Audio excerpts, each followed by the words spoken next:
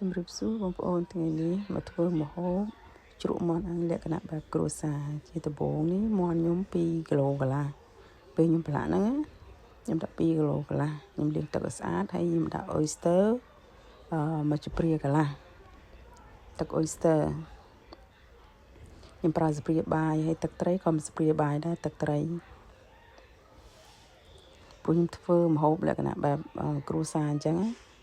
ហើយទឹកស្អ៊ីវខាប់ក៏ខ្ញុំដាក់មកស្ព្រាដែរទឹកស្អ៊ីវខាប់ព្រោះខ្ញុំប្រើស្ករតិចហើយនេះប៊ីចេងខ្ញុំដាក់បន្តិចស្ករប្រហែលជា2ស្លាបព្រាស្ករ2ស្លាបព្រាបាយហើយខ្ញុំអត់ប្រើអំបិលទេហើយនេះខ្ទឹមពណ៌លឿងនេះម្សៅខ្ទឹមព្រោះខ្ញុំអត់ប្រើខ្ទឹមស្រស់ខ្ញុំប្រើម្សៅខ្ទឹមហើយខ្ញុំអត់ប្រើអំបិលដោយសារខ្ញុំប្រើម្សៅស៊ុបនេះអញ្ចឹងខ្ញុំដាក់ស្ព្រារៀង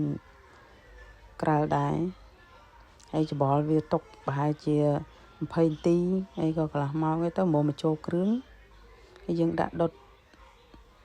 បងប្អូនខ្លះដាក់ដុត air fry ក៏បានដាក់ដុត oven ក៏បានតែខ្ញុំប្រើឡដុត oven នឹងដែរហើយភ្លើងដាក់160ដុតប្រហែលខ្ទង់ជា25នាទីបើចង់ក្រហមហ្នឹងដាក់ប្រហែល5នាទីពីលើទៀតទៅហើយមុនដុតខ្ញុំដាក់ញោមនេះដាក់ដុតបើដុតអានឹងបើដុតទៅវាហៀទឹកខ្លាច់ប្រឡាក់ទៅវាជាប់ពិបាកបកពេលខ្ញុំដុតអានឹងខ្ញុំយកញោមដាក់ពីក្រោមហើយខ្ញុំដាក់មាន់អញ្ចឹងខ្ញុំដុតទៅស្រួលត្រឡប់ឲ្យស្រួលបកវាចោលដុតតែ25ទៅកន្លះម៉ោងហើយណាតែប៉ុណ្ណឹងហើយបន្ទាប់មកបើខ្ញុំធ្វើជ្រក់ហើយខ្ញុំធ្វើជ្រក់ហ្នឹងទៅសក់ខ្ញុំសល់ប៉ុណ្ណឹងខ្ញុំដាក់ទាំងអស់ហ្នឹងខ្ញុំអត់មានបន្លែអីច្រើនទេបន្លែខ្ញុំមានដូចជាទៅសក់ខ្ទឹមស2មើមហើយ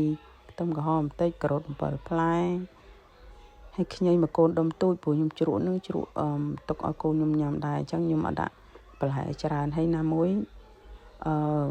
បន្លែនៅខាងខ្ញុំអត់សូវមានសម្បូរដូចមានល្ហុងមានអីទេមានតែការ៉ុតភាគច្រើនខ្ញុំជ្រក់ឲ្យកូនខ្ញុំច្រើនតែការ៉ុតសក់អីចឹង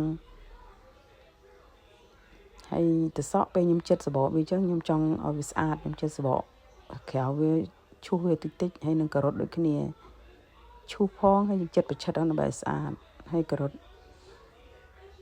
ហើយខ្ទឹមក្រហមខ្ទឹមសហ្នឹងខ្ញុំចិត្តចាំវាល្អិតដូចទូចខ្ញុំអត់ដាក់ច្រើនពេលដាក់ច្រើនក្លិនកូនខ្ញុំញ៉ាំអត់បានអញ្ចឹង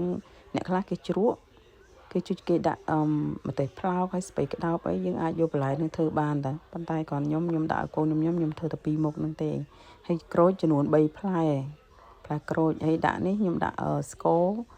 3ស្លាបព្រាហើយនឹងប្រើតែអំបិលទេព្រោះដោយសារខ្ញុំជ្រក់ហ្នឹងយើងអត់អាចដាក់ប៊ីចេងដាក់អីបានទេព្រោះដោយសារដាក់ប៊ីចេងទៅលក្ខណៈជ្រក់ហ្នឹងភ្លាវអញ្ចឹងជ្រក់ពេលយើងញ៉ាំមួយមាន់មួយអីខ្ញុំអត់ដែរប្រើប៊ីចេងទេខ្ញុំប្រើតែស្ករហើយនឹងអំបិលក្រូចខ្ញីខ្ទឹមក្រហមខ្ទឹមសតែប៉ុណ្្នឹងឲ្យជ្រក់ឲ្យទុកបាន2ថ្ងៃ3ថ្ងៃអាចឲ្យកូនយើងដាក់នំប៉័ងដាក់អីបាន